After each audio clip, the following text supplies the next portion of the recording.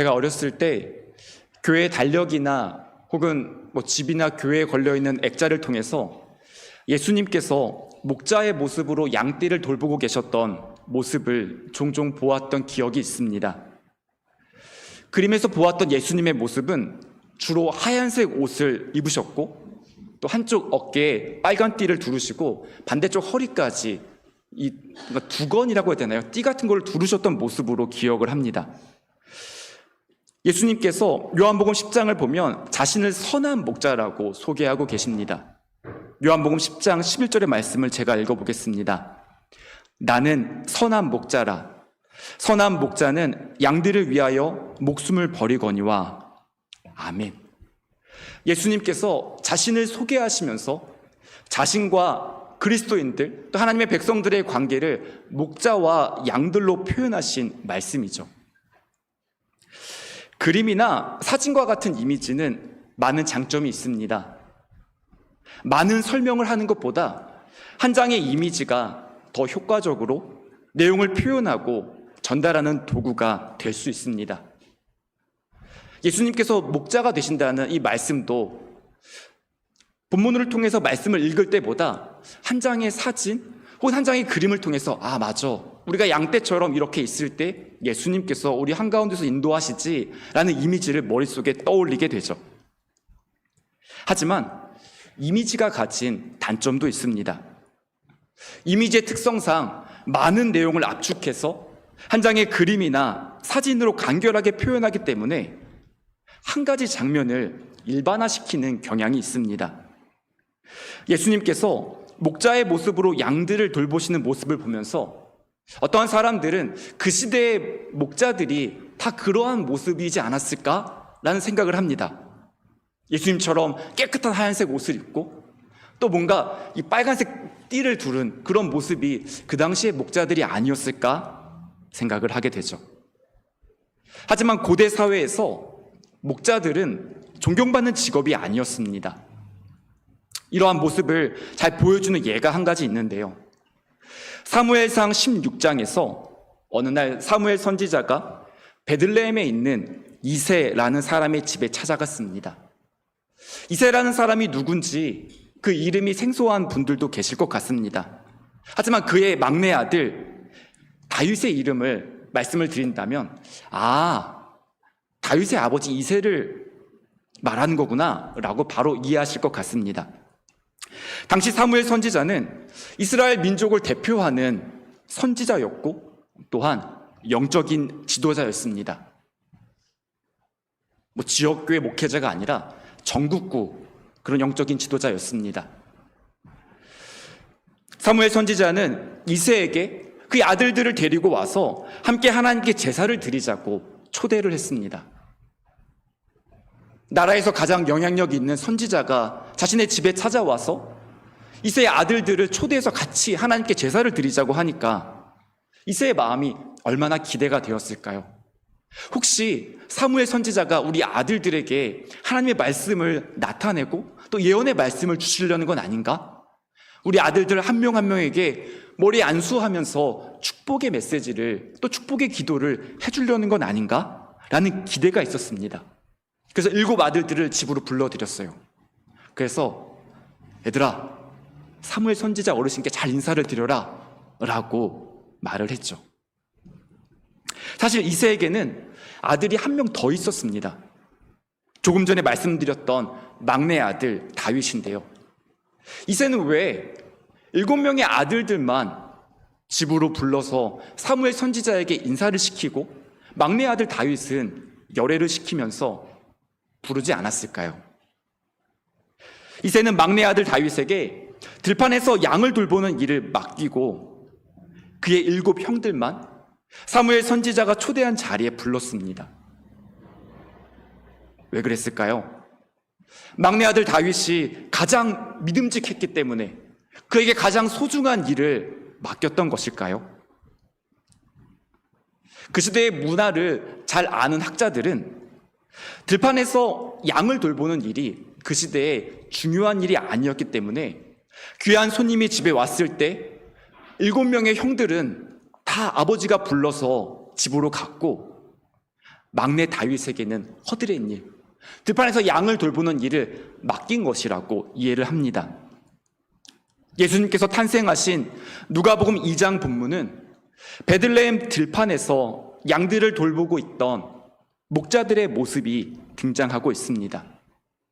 아마도 다윗이 양을 돌보았던 베들레헴 들판과 인접한 지역이었을 것으로 짐작이 됩니다. 8절의 말씀을 제가 읽어보겠습니다. 그 지역에 목자들이 밤에 밖에서 자기 양떼를 지키더니. 아멘.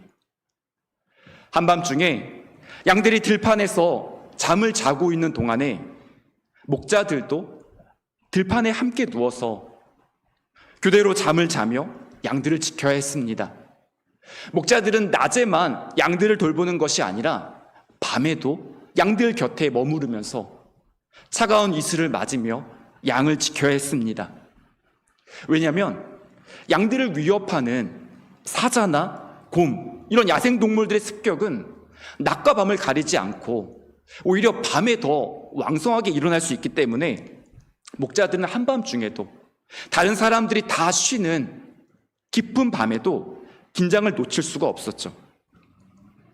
사실 낮과 밤을 가리지 않고 들판에서 양들과 함께 생활하면서 양떼를 지키는 일은 몸에 오물을 뒤집어 쓰는 일은 빈번했고요. 때로는 힘겨운 노동을 해야 됐고요. 때로는 무서운 맹수들과 싸워야 하는 매우 힘겨운 일이었습니다. 당시 목자들은 존경받는 직업도 아니었고 사회적으로 낮은 신분에 해당하는 그런 사람들이었습니다. 전사들은 예수님께서 태어나신 기쁜 소식을 왕이나 제사장이나 선지자들, 그런 사람들에게, 존경받는 사람들에게 먼저 전하지 않고 당시 사람들 사이에서 낮은 신분에 해당했던 목자들에게 제일 먼저 찾아와서 기쁜 소식을 전하고 있습니다. 9절의 말씀을 제가 읽어보겠습니다. 주의 사자가 곁에 서고 주의 영광이 그들을 두루 비추매 크게 무서워하는지라. 목자들 옆에 주의 사자가 나타나서, 천사가 나타나서 그 옆에 섰을 때 주의 영광이 목자들을 두루 비추게 되었습니다. 그때 목자들의 첫 번째 반응이 무엇이었다고 성경 말씀하죠?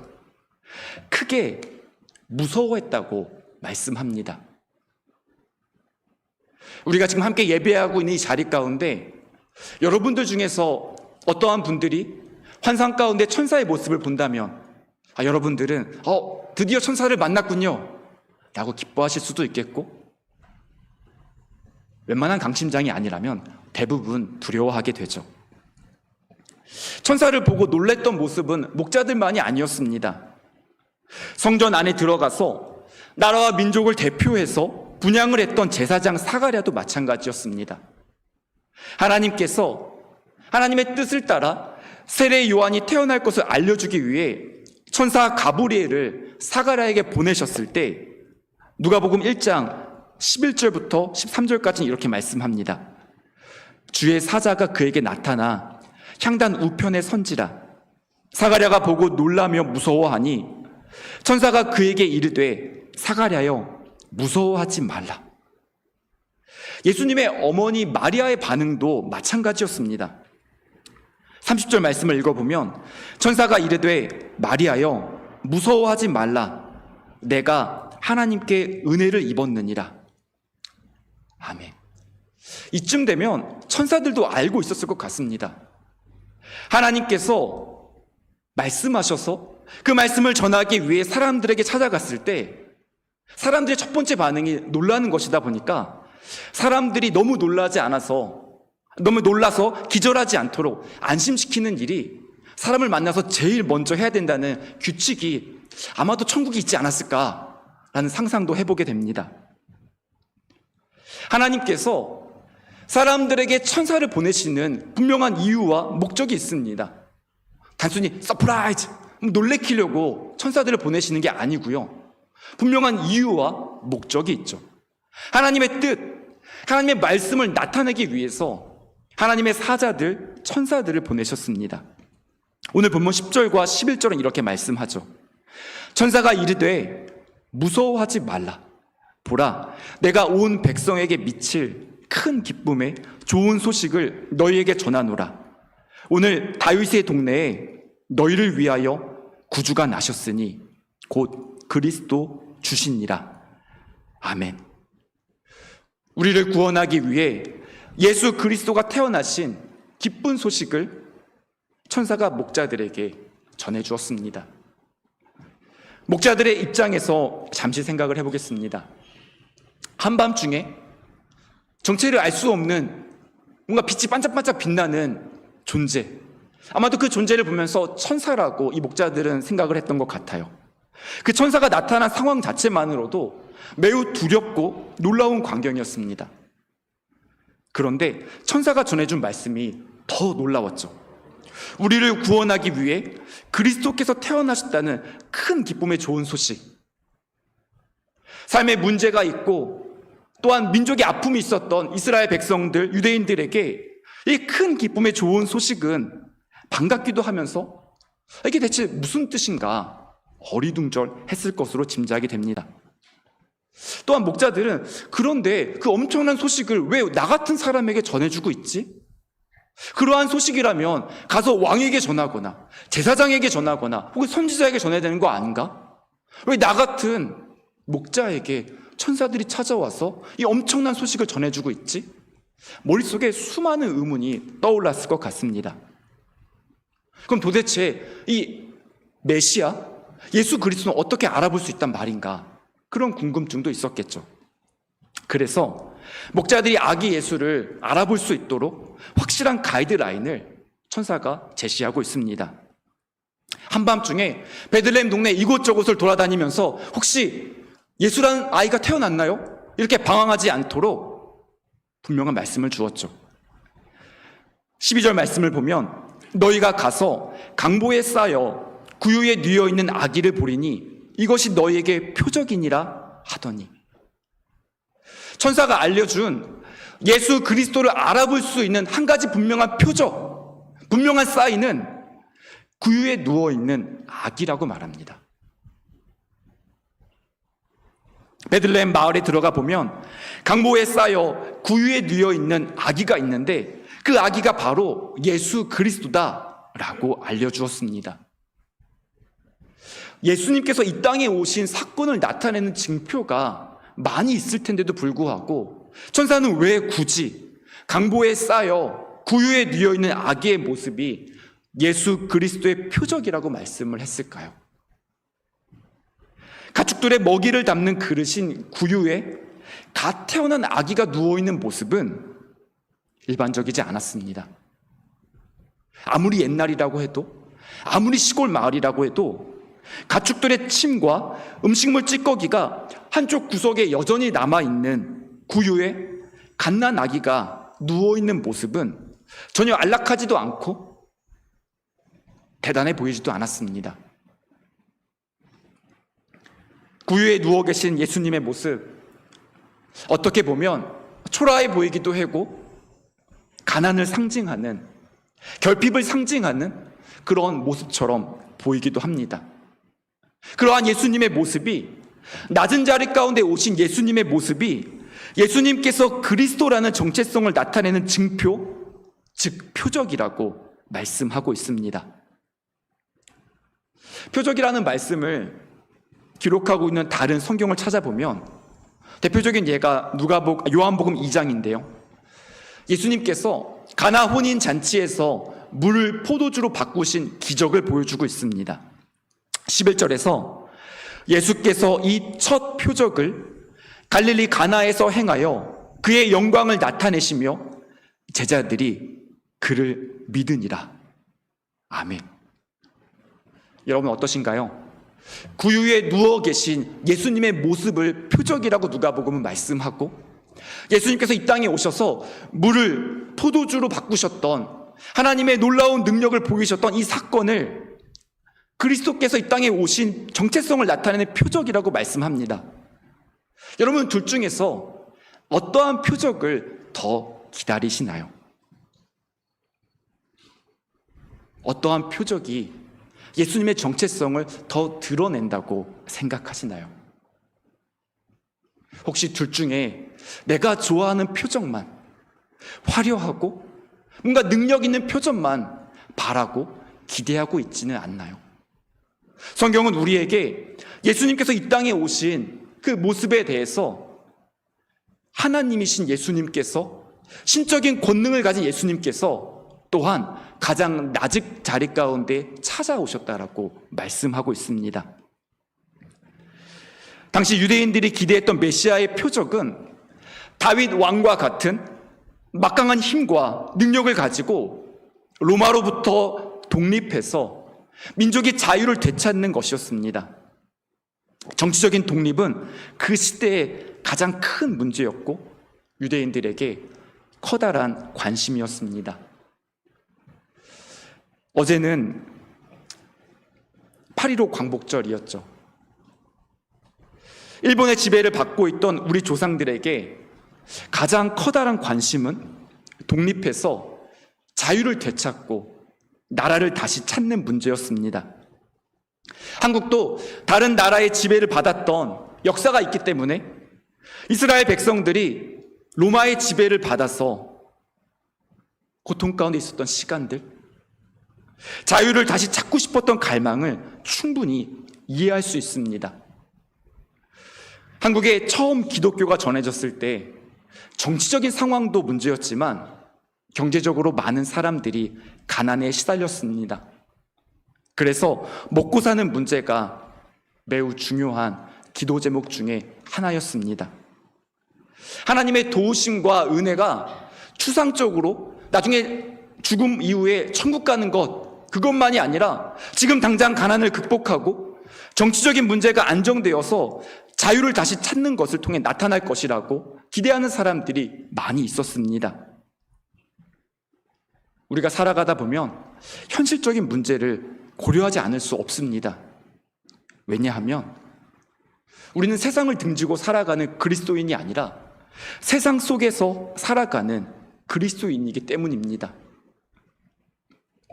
예수님께서 이 땅에 오셔서 우리를 구원하시기 위해 환자를 고쳐주셨고 굶주린 사람들에게 음식을 나눠주신 사건이 성경에 분명히 기록되어 있습니다.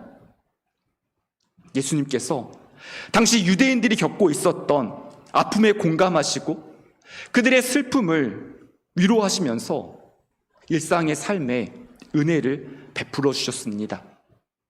하지만 예수님께서 이 땅에 오신 목적, 예수님께서 이 땅에 오셔서 보여주셨던 가장 중요한 표적은 십자가에서 죽으시고 다시 살아나신 부활을 통해 우리를 구원해 주신 사건이었습니다. 이것이 바로 예수님의 방법이었습니다. 교회는 교회다워야 하고 성도들은 성도다워야 합니다. 그리고 목사는 목사다워야 합니다. 교회가 교회다움을 지켜야 하고 성도가 성도답게 그리스도인으로 살아가야 하고 목사가 목사다움을 유지해야 한다. 이런 말에 아마도 대부분 동의하실 것 같습니다. 본질을 지키는 것이 매우 중요하죠. 그렇다면 교회의 본질이 무엇일까요? 다른 것이 조금 부족하다고 해도 교회에 반드시 있어야 하는 것은 무엇일까요? 제가 2달 전에 우리 교회에 부임하기 전에 스페인에 가서 산티아고 순례길을 걸었습니다. 여행의 목적지는 산티아고 성당이었고요. 미사에 참석하기 위해서 부지런히 걸어서 성당에 도착을 했습니다. 긴 줄을 기다려서 드디어 성당에 들어가서 미사를 드렸는데요. 여행을 준비할 때 또 여행지에서 그 산티아고 순례길을 걸을 때 목적지에 도착하면 그 성당 안에 들어가면 뭔가 눈물이 픽 나면서 뭔가 뭉클하지 않을까? 그런 기대가 있었어요. 하지만 미사를 드리면서 제 기대와는 다르게 뭔가 그런 뭉클한 마음, 감격적인 마음이 있지 않더라고요.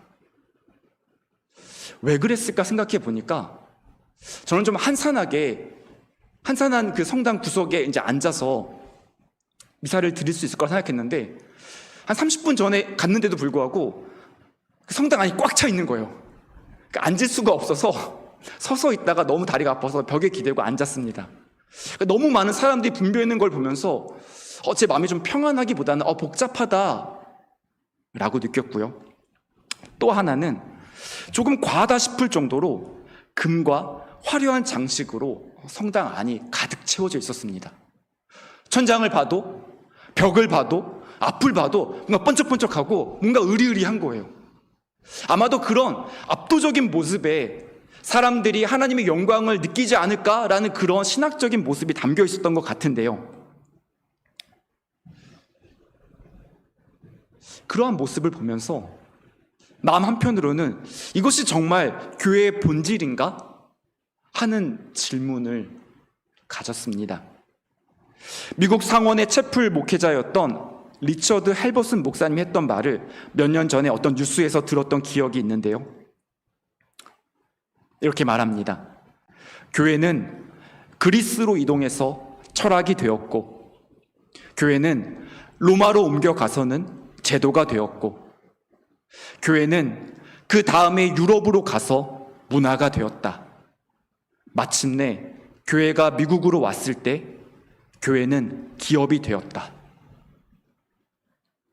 각 시대, 각 나라, 각 문화에 맞게 교회가 조금씩 달라졌던 모습을 나타낸 말인데요. 교회의 본질이 무엇일까요? 철학인가요? 시스템과 제도인가요? 아니면 문화인가요?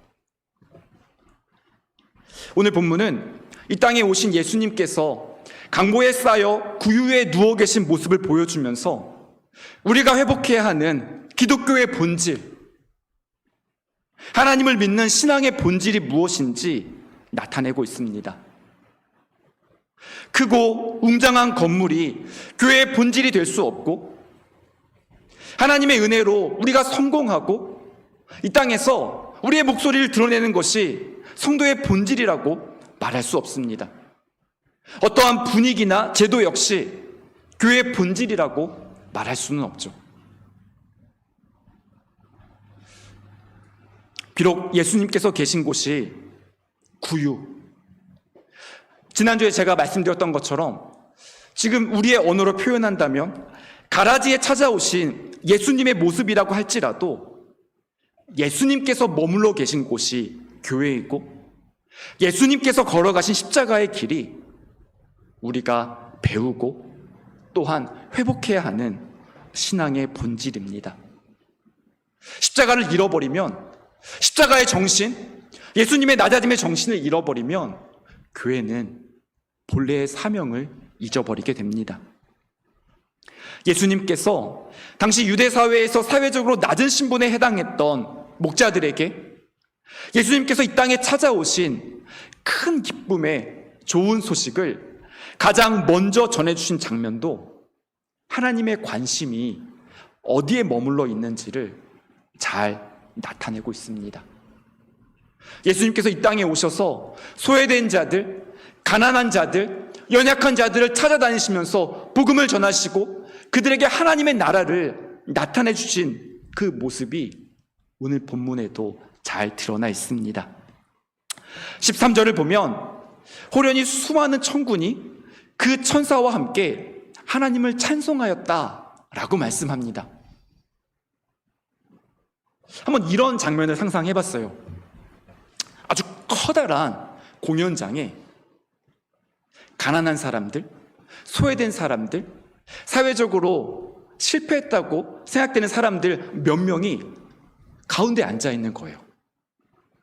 그런데 아주 탑스타인 가수가 멋지게 독창을 하고 나서 그 뒤에 커튼이 쫙 열리면서 수많은 오케스트라 단원들과 앙상블이 합주를 하는 장면. 마치 베들레헴 등판에서 몇 명 되지 않은 목자들에게 예수님의 탄생 소식을 알려주기 위해 하나님께서 천사들을 보내시고 수많은 천군과 천국의 오케스트라를 동원하셔서 찬양한 모습이 그렇지 않을까 한번 상상을 해보았습니다. 14절에 찬양의 내용이 이렇게 기록되어 있습니다. 지극히 높은 곳에서는 하나님께 영광이요, 땅에서는 하나님이 기뻐하신 사람들 중에 평화로다 하니라. 아멘. 예수님께서 낮은 자리에 내려오셔서 구유에 누워 계신 모습, 초라하고 궁핍해 보이지만 그러한 모습이, 예수님께서 낮아지신 모습이 하나님의 영광을 가리는 것이 아니라 오히려 하나님의 영광을 나타내고 하나님의 뜻을 나타내는 통로가 되었다고 말씀을 합니다. 예수님께서 우리의 삶에 찾아오신 사건은 지극히 높으신 하나님께는 영광이고, 또한 이 땅을 살아가는 하나님의 백성들, 하나님께서 기뻐하시는 사람들 가운데 평화를 가져다 준다고 말씀합니다. 사랑하는 성도 여러분, 복음을 마음에 받아들이고 믿음의 여정을 걸어가는 우리의 삶이 하나님께 영광이 되기를 소망합니다. 또한 하나님께서 기뻐하시는 삶을 묵묵히 살아가는 저와 여러분들이 하나님 안에서 참된 평화를 누리게 되기를 소망합니다. 목자들은 큰 기쁨의 좋은 소식, 즉 복음을 듣고 믿음으로 반응하는 선택을 했습니다.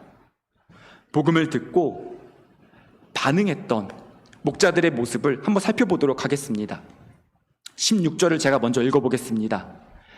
빨리 가서 마리아와 요셉과 구유에 누인 아기를 찾아서. 아멘.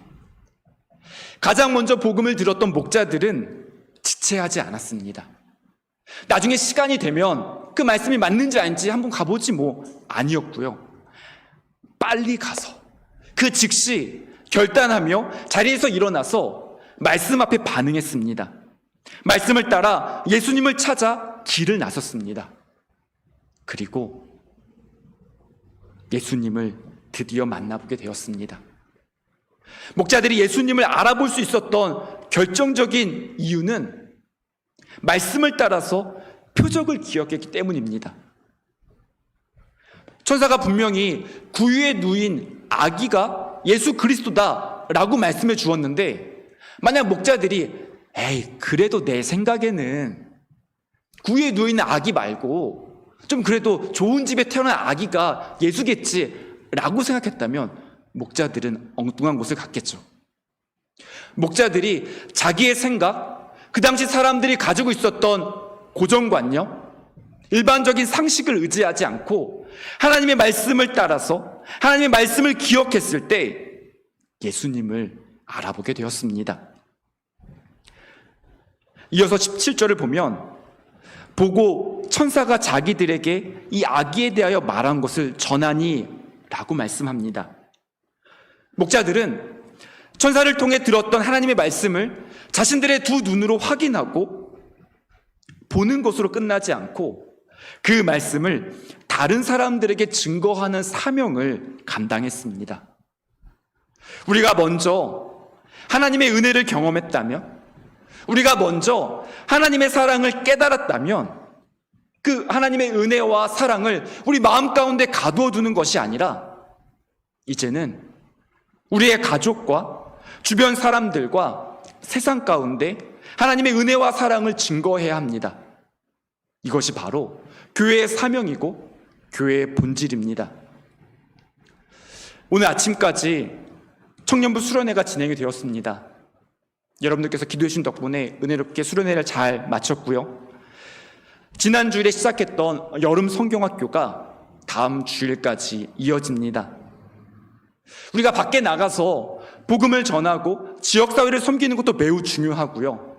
또한 우리 교회, 우리 가정에 맡겨주신 다음 세대 자녀들에게 복음을 전하고 하나님의 말씀과 사명을 전달하는 사명, 이것이 바로 하나님께서 우리 교회에 맡겨주신 우리 교회의 역할이고 사명인 줄 믿습니다. 우리가 함께 기도하며 하나님의 말씀을 따라서 그 일을 감당할 수 있기를 소망합니다. 마리아는 목자들을 통해서 전해진 말씀을 듣고 또한 믿음으로 반응을 했습니다. 19절입니다. 마리아는 이 모든 말을 마음에 새기어 생각하니라. 아멘. 우리는 하나님의 말씀을 매주 읽고 듣고 있습니다. 주중에 성경을 안 읽으시는 분들도 교회에 나오면 주일에 한 번쯤은 말씀을 듣고 있고요. 또 말씀을 읽고 있습니다. 그리고 날마다 성경을 읽으시는 분들도 이 자리 가운데 분명 계실 거라고 믿습니다. 매일 아침 배달되는 말씀 도시락, 그 말씀 카드를 통해서 한 구절 말씀 묵상을 읽고 묵상하시는 성도님들도 분명히 계실 거라고 믿습니다. 계시죠? 혹시 이게 스팸 아닌가 하고 바로 그냥 패스 하고 계시지 않으시죠? 우리가 말씀을 읽고 듣는 시간 매우 중요합니다.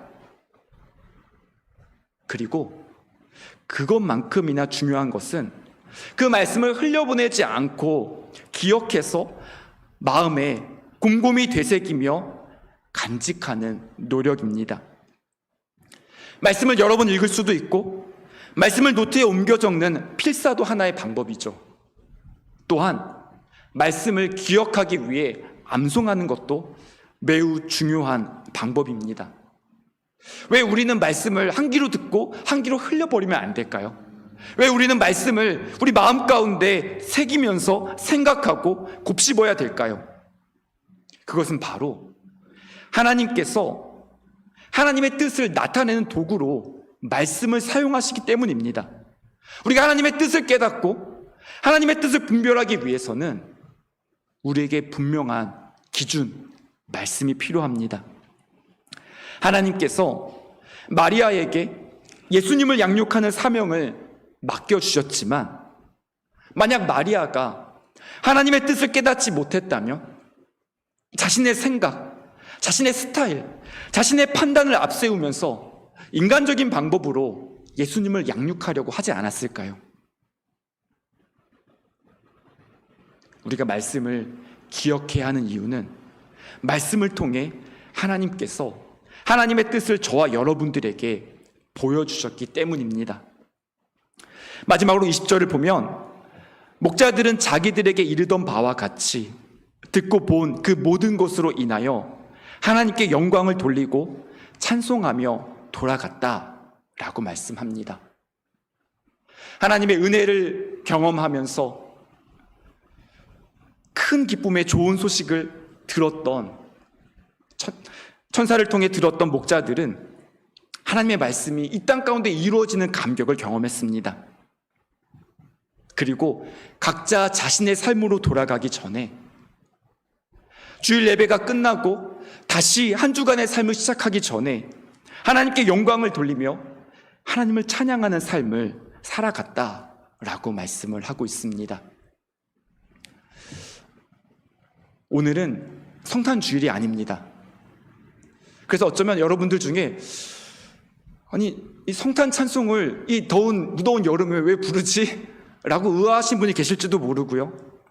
예수님께서 탄생하신 이 본문은 이렇게 무더운 여름보다는 찬바람이 부는 12월 말에 더 어울리지 않나? 라고 생각할 수도 있습니다.